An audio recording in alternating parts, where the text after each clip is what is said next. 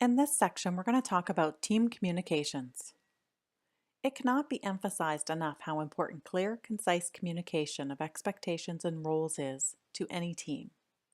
Regular communication builds strength and minimizes risk for errors as well as increasing productivity. Effective collaboration depends on team agreement. Therefore, it's suggested that a team kick off any new project with a clear review of the goals and how they relate it back to the corporate mandate, as well as discussing the strategies and decision-making process.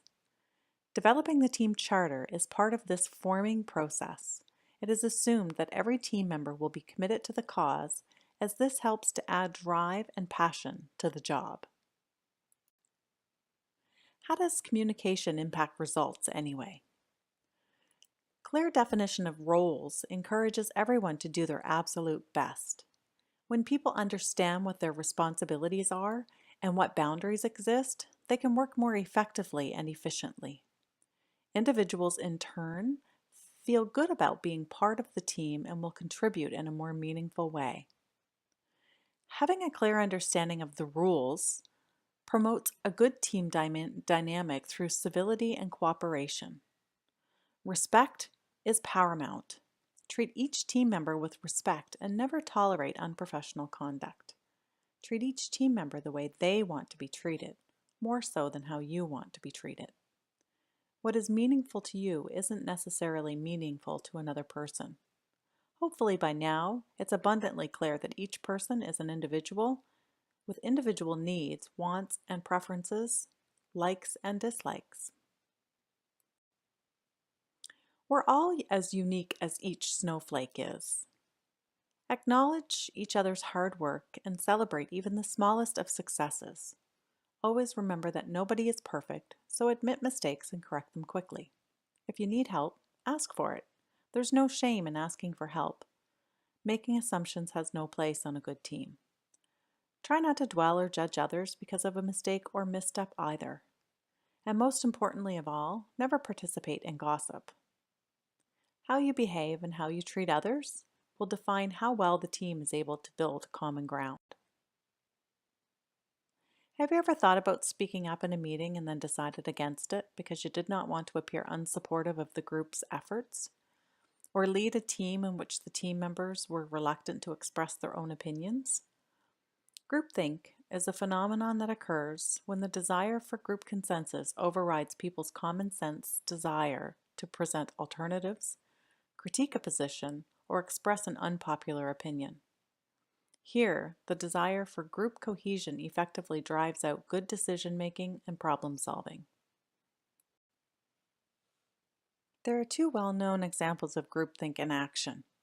The first is the Challenger Space Shuttle disaster, where engineers knew of some faulty parts months before takeoff, but they didn't want negative press, so they launched anyway. And the second is the Bay of Pigs invasion, where President Kennedy made a decision and the people around it supported it despite their own concerns. Groupthink was coined by author Irving L. Janis in 1972, which is when he published his book on groupthink as well. His findings came from research into why teams reach an excellent decision one time and a disastrous one the next. What he found was that a lack of conflicting or opposing viewpoints led to poor decisions. Alternatives were not fully explored, groups didn't gather enough information to make an informed decision, and didn't explore alternatives either. By exploring alternatives, although it may add a bit of time in the development process, the investment will lead to better overall results, which can have a very positive financial impact and customer service impact if a great decision is made.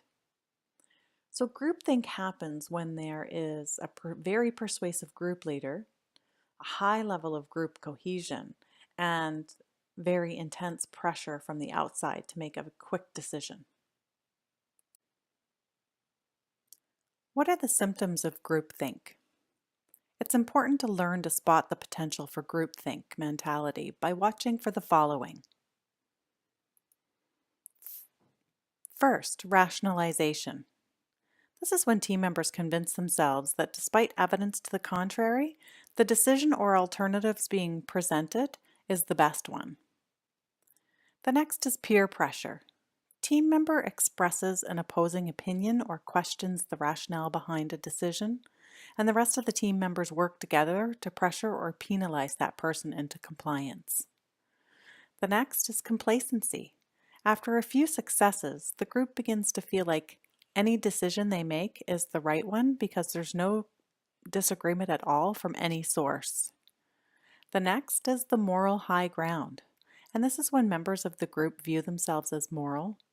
The combination of moral minds is therefore thought not likely to make a poor decision or a moral decision. When morality is used as the basis for decision making, the pressure to conform is even greater because no individual wants to be perceived as immoral. The next is stereotyping. As the group becomes more uniform in their views, they begin to see outsiders as different or inferior. Next is censorship. Members censor their opinions in order to conform. Information is gathered and censored so that it also conforms to or supports the chosen decision or alternative. Last, the illusion of anonymity. No one speaks out so that everyone in the group feels like the group's decision is unanimous. This feels like it's feeding the groupthink and it causes it to spiral out of control. The challenge for any team or group leader is to create an environment in which groupthink is unlikely. It's important to have a process in place for checking the fundamental assumptions behind important decisions, for validating the decision-making process, and for evaluating the risks involved.